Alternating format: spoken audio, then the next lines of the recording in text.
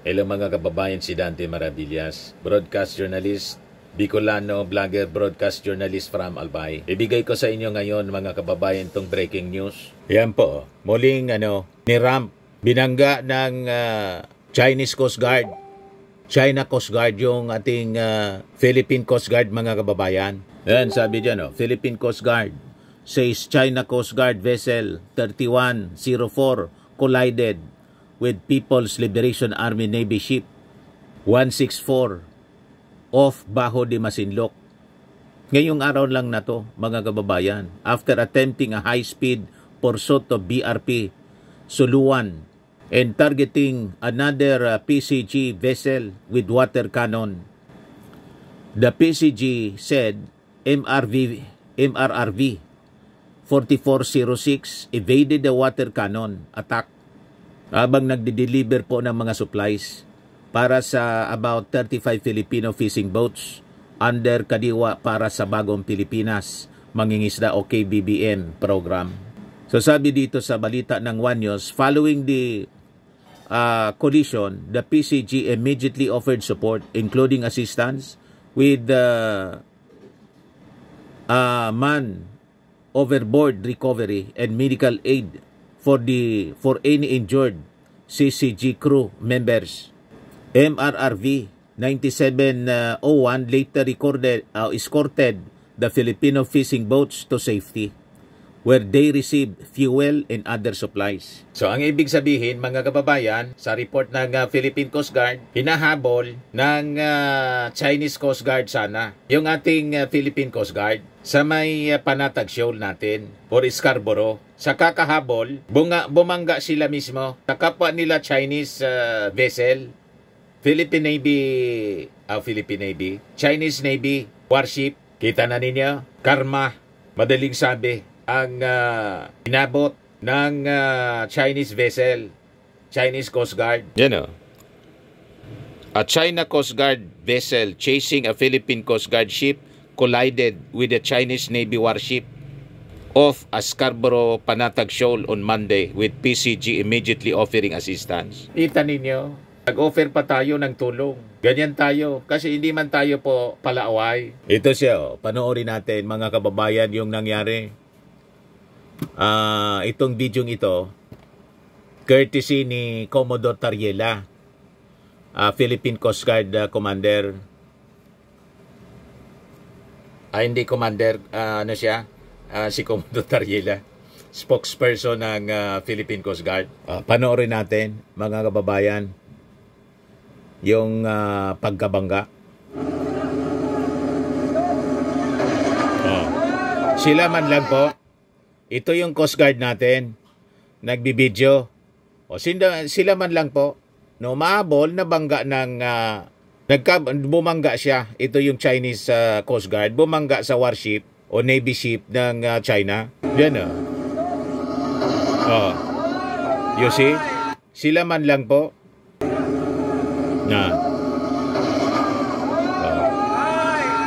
You see? Yan kasi sila nagbabanggaan na ngayon. Nakakahabol sa ating Philippine Coast Guard sa territory na hindi sa kanila. Ngayon, nag-react na rin po yung ating Pangulong Bongbong Marcos kanina sa press con, doon sa launching, mga kababayan ng I-report, isumbong sa Pangulo yung mga anomalous projects or ghost projects sa flood control. Naitanong ni GMA reporter Maris Umali. So hiningan po ng reaksyon yung ating Pangulo. Kasi ngayon lang po ito nangyari. Pakinggan natin yung naging reaksyon ng ating Pangulo. GMA 7. Good morning, Mr. President. Good morning. Pardon me if I may have to divert a bit from the issue this morning because this is a breaking story, Mr. President. Two BFAR vessels in Bajo de Masinloc were just water cannoned today. Yeah. And there's a heavy flotilla of Chinese vessels, more than our vessels from the PCG and BFAR. They have around 30 vessels and we have 10, so we are outnumbered, obviously. What immediate actions will the administration take specifically for this particular incident, and how will you respond, sir, to China's complaint regarding your recent statement in India, in your state visit to India? Let's take the second part of your question first. I don't know what they're talking about. Playing with fire? I was just stating facts. We do not want to go to war. But I think if there is a war over Taiwan, we will be drawn. Hihilain tayo sa aya't gusto natin. Kicking and screaming. We will be drawn and dragged into that mess. Whatever you do, come on, wag na tayong hope. I love this saying, hope is not a plan. I hope it doesn't happen. I hope it doesn't. But if it does, we have to plan for it already. And that's what I was talking about. How do we get our people out? How do we protect kung magkagulo, gera na nga dito. Malapit na sa atin. Ano nga gawin natin? Okay lang, normal lang yan. Pababayaan na lang natin. Kung sino pasok labas dito sa atin. Hindi naman pwede yun. So we'll have to do something. So inevitably, despite our fervent wish to avoid any confrontation with anybody anywhere, war over Taiwan will drag the Philippines kicking and screaming into the conflict. That is what I was trying to say. That's what I don't understand. And I think because of the narrative coming out about playing with fire and being provocative and all of that, kaya nagka-increase ng activity doon sa West Philippine Sea. But what special instructions I have? We don't have any special instructions. Sanay na tayo rito. You know, it is not a one thing na there's no silver bullet na pag pinaputok mo, solve lahat ang problema mo. What will happen here is we will continue to be present. We will continue to defend our territory. We will continue to exercise our sovereign rights. And despite any opposition from anyone, we will continue to do that, as we have done in the past 3 years.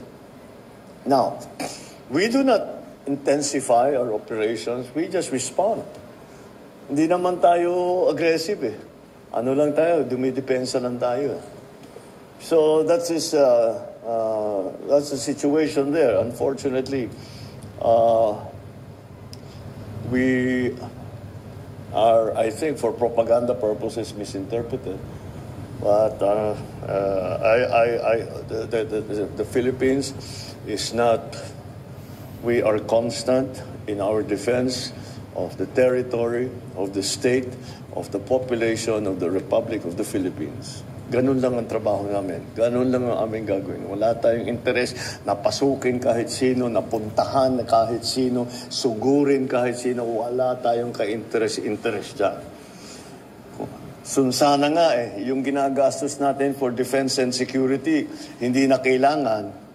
Kung saan natin magagamit yan. We can use it for agri, for housing. We can use it for job creation. We can use it. But we have to do this because we are under threat. We are forced to do this. We do not want to do this. We are forced to do this. We do not want any kind of confrontation with anyone. We want to build a better, stronger, freer, safer Philippines. That's what we are working for.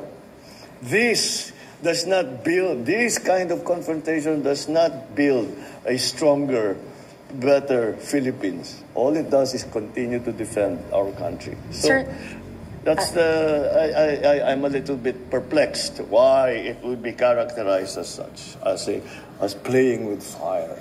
Sir, so right now, our vessels there in Bajo de Masinloc will not be instructed to back out. We will just continue to stay there at this point. We have never instructed any of our vessels to back out. Thank you, sir. Never. But we have to always, when we do not back out because natakot tayo, umatras tayo. Alam mo. Anyway, nagbanggaan po yung Coast Guard ng China. Binangga ng Navy ng China pa rin. Pero tingnan ninyo, tumulong tayo. Mabuti yung ating intensyon, yung ating ugali po. Kahit lagi tayong binubuli at binubomba ng water cannon. Pero hindi natin pinapatulan ang pang-aabuso sa atin ng China. Patuloy tayong maninindigan pero hindi tayo makikipagira. Handa lang tayo to defend. Yan ang punto ng ating Pangulong Bongbong Marcos. I don't know about other places, pero dito sa gobyernong ito, hindi tayo umaatras sa laban. We are brave. Filipinos are brave. But we do not. Sinong Pinoy na gusto magkagera? Sino? Kahit maghanap ka para sa akin, kahit isa. Kahit yung sundalo, kahit yung Coast Guard, ayaw nila ng gulo. Correct.